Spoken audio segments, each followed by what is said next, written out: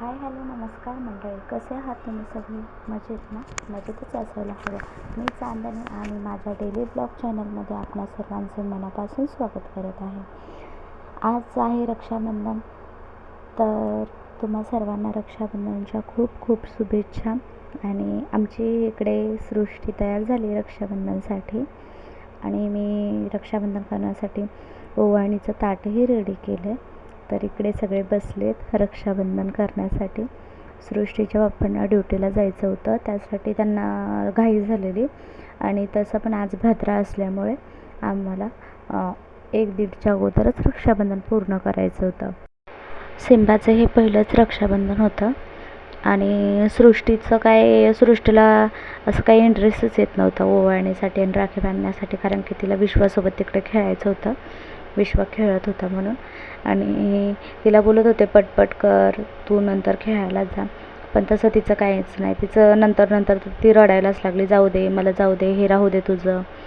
मग कसं बसं तिच्याकडून ओवाळून घेतलं आणि मग नंतरच्याला तर तिला बोललं तुला गिफ्ट भेटणार आहे, तू पटपट राखी बांध म्हणजे तुला लवकर गिफ्ट मिळेल. मग तिने केली थोडी लगबग आणि मग राखी बांधून झाली का मग तिला गिफ्ट दिलं तिच्या पप्पाने आणि भावाने. लहान असतो तेव्हा कळत नाही काय होतंय काय नाही. इथे पण सृष्टी रडतच होती. जेव्हा ती मोठी होईल आणि हा व्हिडिओ बघेल तेव्हा तिला कळेल, अरे यार मी हे काय करत होते, कशाला रडत होते करून. पण चला आता लहान आहे तर एवढं काही नाही. रक्षाबंधनच्या दिवशी जर मुलगा आणि मुलगी दोन्ही असतील, भाऊ बहीण, तर सण खरंच खूप छान जातो. आणि मग इकडे सृष्टीचा झालेला गिफ्टचा टाईम, तर सिंबाकडून तिला भेटला आहे ड्रेस आणि पप्पाकडून तिला भेटला आहे नेकलेस. ते नेकलेसला बघून एवढी खुश झाली की लगेच त्याला काढून बसली. तर तिला म्हटलं थांबा, अगोदर आपण फोटो काढूयात, नंतर तू घाल करू.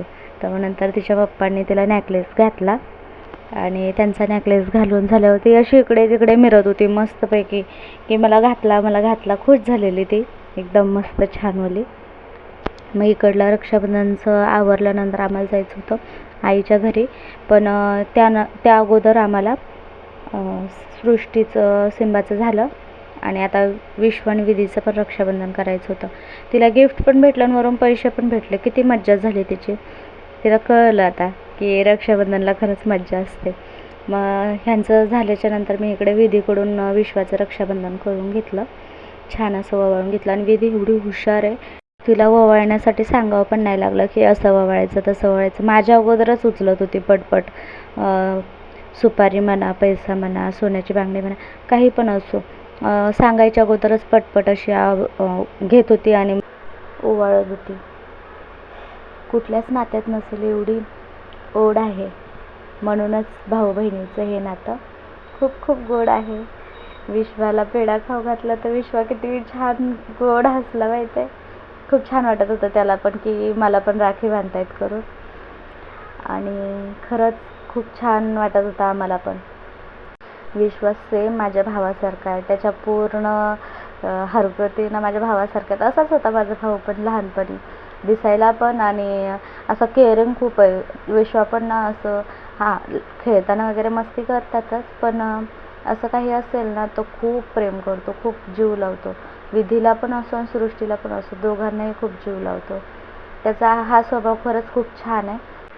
मग अशा प्रकारे दोघांचंही रक्षाबंधन पटपट असं करून घेतलं, कारण की आम्हाला खाली पण जायचं होतं आईच्या घरी.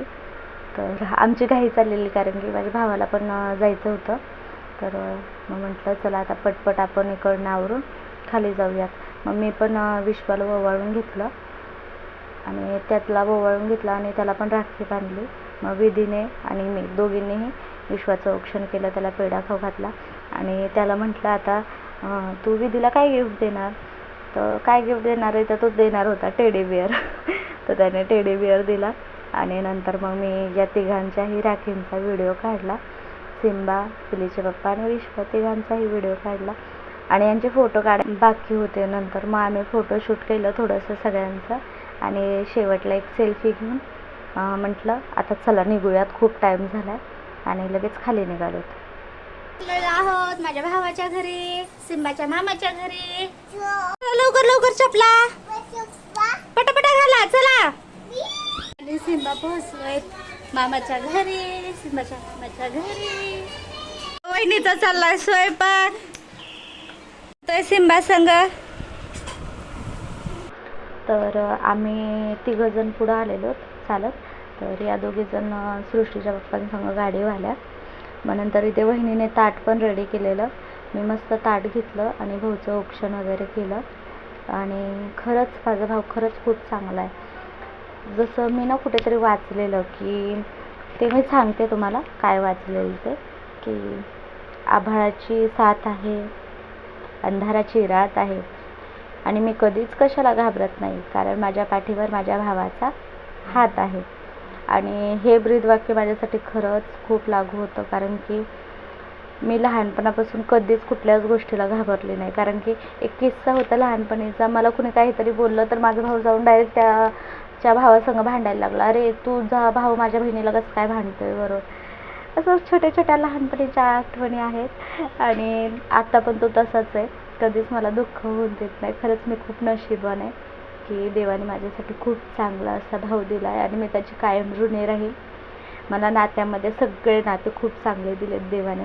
आई वडील असो, भाऊ बहीण असो, वहिनी असो, सगळे नवरा असो, सगळे मला छान दिलेत. आणि मस्त. मग नंतरच्याला सगळ्यांचं इकडे रक्षाबंधन सेलिब्रेट झालं. सृष्टीने पण भाऊला राखी बांधली, विधीने पण बांधली. सगळ्यांनी पेढे वगैरे खाल्ले. आणि मग नंतरच्याला इकडे वहिनीने स्वयंपाक बनवलेला पुरी भाजीचा मस्त असा. मग नंतरच्याला आम्ही जेवण केलं, घरी आले, उरलेलं बाकीचं काम केलं, रात्री साबुदाण्याची खिचडी बनवली. तर असा होता आजचा दिवस.